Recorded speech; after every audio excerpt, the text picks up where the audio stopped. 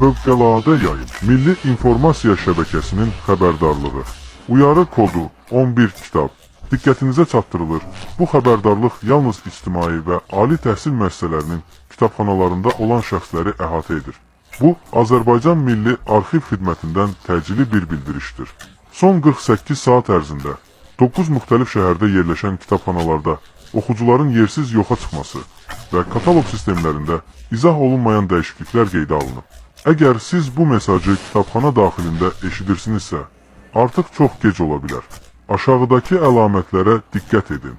Əlinizdəki kitabın səhifələri ardıcıl deyil və ya bir neçə dəfə təkrar olunur. Kitabxanaçı sizə daim eyni cümlə ilə cavab verir.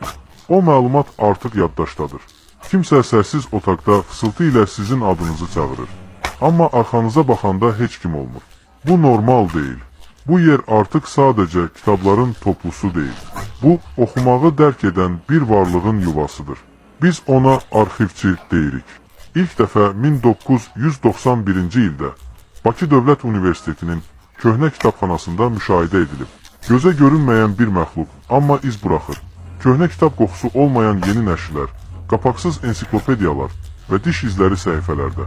Əgər kitabxanaçı gözlərini bir dəfə də olsun sizdən çəkmirsə və başı heç vaxt aşağı əyilmirsə, o artıq insan deyil. Qorunmaq üçün bunları edin. Bir sual verdiyiniz kitabxanaçı cavab verməzdən əvvəl tüstü iyi gəlirsə, o danışmır, sadəcə səsləri təqlid edir.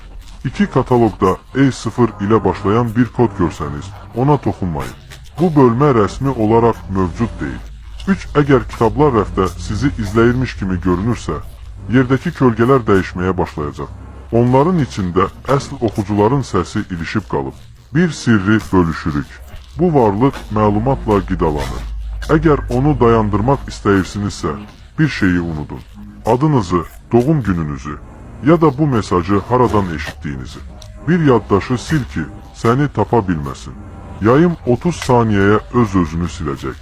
Əgər bu vaxta qədər açıq kitabı bağlamamısınızsa, artıq çox gecdir.